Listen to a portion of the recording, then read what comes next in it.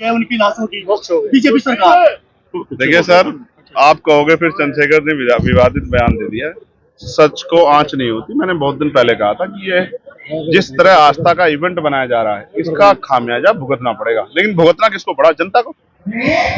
अगर इस तरह से किसी को मोक्ष मिलता है तो हिंदू संस्कृति के अनुसार तो मोक्ष के लिए आदमी सैकड़ों सैकड़ों साल तपस्या करता है, तमाम तरह के त्याग करता है। तो फिर जो औरों को मोक्ष देने की बात करते हैं, पहले उनको ही मोक्ष ले लेना चाहिए। जिन्होंने ये घटिया टिप्पणी की, वो सरकार हो या कोई धर्माचार्य हो, मैं ऐसे लोगों को बहुत जिम्मेदार से कहता हूं कि देश को भी आपकी जरूरत नहीं, आपको भी। और ये जनता, जिस जनता को आपने ये दर्द दिया है मुख्यमंत्री जी, ये जनता आपको भी बहुत जल्द मोक्ष देगी उत्तर प्रदेश से निकाल के। मेरी बात को आप याद रखें। आप ये समझिए, किसी ने अपना बेटा खो दिया,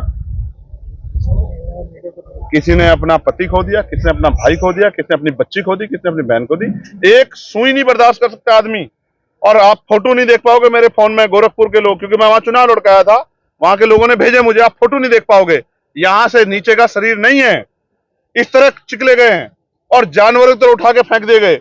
और एक ही मीडिया की रिपोर्ट है कि 1500 लोग मिसिंग है और छिपा रहे हो। और मैंने अभी ये बताया, कोलकाता के लोगों को कोलकाता भेज रहे हो, बंगाल के लोगों को बंगाल भेज रहे हो, हरियाणा के लोगों को हरियाणा भेज रहे हो, कि पूरा सिस्टम सिर्फ लाशों को इधर उधर भेज के संख्या कम करने और आंकड़े छिपाने पे लगा रहा, जो सिस्टम कहता है कि हम बहुत अच्छी कानून व्यवस्था है। मैं बड़े दुख तकलीफ के साथ उन परिवारों के प्रति संवेदना प्रकट करता हूं और कुदरत से प्रार्थना करता हूं कि उनको दुख सहने की शक्ति दें।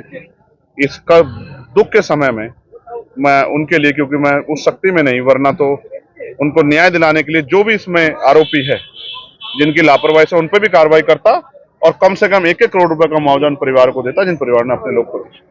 3000 लोग अपनी लाशें ढूंढ रहे हैं। इनका आंकड़ा है कि सिर्फ 30-40 मौतें हुई है।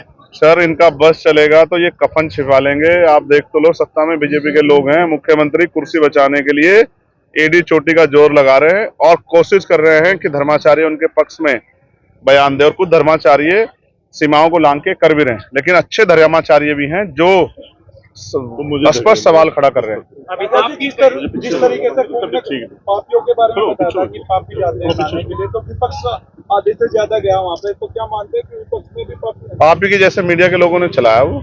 आप ही ने बोला, मैंने तो ये बयान दिया कि जिसको हिंदू धर्म की मान्यता, आपने पढ़ा है भविष्य पुराण, आपने भविष्य, आप अपने नाम बता दो और भविष्य पुराण शिव पुराण पढ़ा तो आप बताओ, तो मैं आपको अध्याय बता दूंगा जिसमें ये मान्यता है कि गंगा में जाके, और हम यहाँ रहते हैं सहारनपुर में, हरिद्वार, इसी यही मान्यता के साथ जाते हैं कि वहाँ अंतिम समय में की मोक्ष प्राप्ति होती है, पाप धुलते हैं, इसलिए जाते हैं लोग।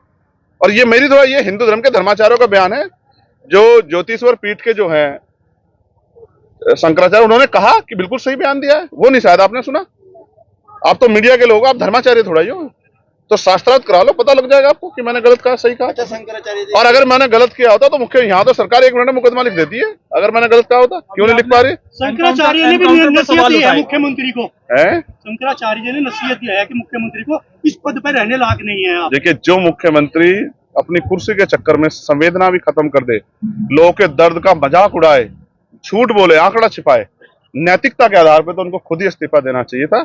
और वो नहीं देना चाहते तो वो कुर्सी से चिपके रहे, जनता दूर कर देगी। आप कई बार आजम खान साहब से भी मिल चुके हैं, क्या आने वाले समय में वो भी आपके साथ आ सकते हैं? आज इनकी बात कर लो, आमिर आलम साहब की।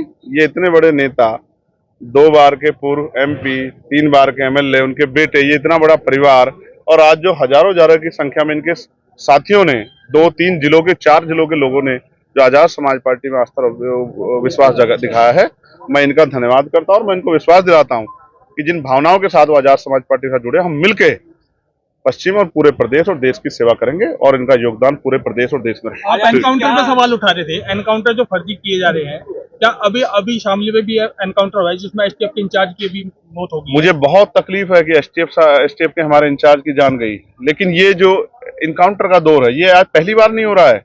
लेकिन इनकाउंटर के नाम पे जिस तरह से बहुत सारे लोगों को गोलियां लगी और कोर्ट में केस चल रहे हैं, आप नहीं जानते इनकाउंटर हो रहे हैं या इनकाउंटर कराए जा रहे हैं।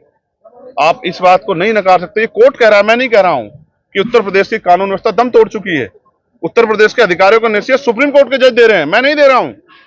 मैं आपको स्पष्ट तौर पर कहना चाहता हूं, मैं किसी क्रिमिनल का बिल्कुल किसी तौर पे नहीं कहता कि उसको छोड़ा जाए, लेकिन उसके लिए कोर्ट है, उसका रास्ता कोर्ट है। कोर्ट बंद करा दो, आप कह दो मुख्यमंत्री कोर्ट बंद कर देंगे बुलडोजर को, और अगर इस कार्रवाई को आप सही मानते हो तो कल आप मीडिया के लोग भी आलोचना करके देख लेना, आपके साथ भी हो सकती है अगर आप इसको सही मानते हो। फिर आप कहते फिरोगे कि हमारी आवाज उठा दो। तो मैं तो वो बता रहा हूँ, आपने देखा टीवी9 के पत्रकार के साथ क्या हुआ? आपने देखा किस तरह से उसको बाहर निकाला गया, किस तरह उसको धक्के मारे गई। आप मीडिया के साथी बताओ, हाथरस में कैसे मीडिया को रोका गया था? इसको लोकतंत्र मानते हो आप? मैं फिर कह रहा हूं, अन्याय करने वाले से अन्याय सहने वाला दोषी होता है। हम आवाज उठा रहे हैं और आपको भी अन्याय के खिलाफ मुखर होकर आवाज उठानी चाहिए। आज कोई पत्रकार बताओ जो नहीं बोल रहा हो। हर पत्रकार ने मुख्यमंत्री से सवाल कहा कि आपने आंकड़े छिपाए। ऐसे मुख्यमंत्री को आप अच्छा मुख्यमंत्री मानते हो? आप बताओ। आपके परिवार से शायद के आसपास रिश्तेदारी से भी कोई शायद पीड़ित नहीं हुआ है, वरना आपको एहसास होता कि जिन्होंने अपने खोए हैं उनके आंसू नहीं सूखे हैं। और मुख्यमंत्री जी खोरी राजनीति कर रहे हैं, सिर्फ आंकड़े छिपाने पे लगे हुए। क्या 2027 में भाजपा को हराने के लिए चंद्रशेखर आजाद जी आजाद समाज पार्टी का गठबंधन बसपा या समाजवादी पार्टी से? आजाद समाज पार्टी का गठबंधन जनता से होगा। हम लोकसभा में 2 सीट लड़े उत्तर प्रदेश में। आप उत्तर प्रदेश की जमीन की गर्मी को नहीं देख रहे हैं, उत्तर प्रदेश के लोगों की चिंताओं को नहीं देख रहे। हम 2 सीट लड़े, एक जीते और दूसरी सीट पे 80,000 से ज्यादा वोट प्राप्त किए, जबकि वो वहां बॉर्डर पे है। आप ही मीडिया के साथी कहते हो कि पश्चिम की पार्टी, पश्चिम की। हमने वो नेपाल बॉर्डर पे लड़ा, डुमरियागंज, चेक करा लेना। राष्ट्रीय पार्टी को 33,000 वोट मिले। हमें जनता से गठबंधन करना है और हम मेहनत करेंगे। इसी जनता ने हमें नगीना जीता, और यही जनता, और मीरापुर में हमारे साथी अगर मेरी बात के साथ खड़े हो जाते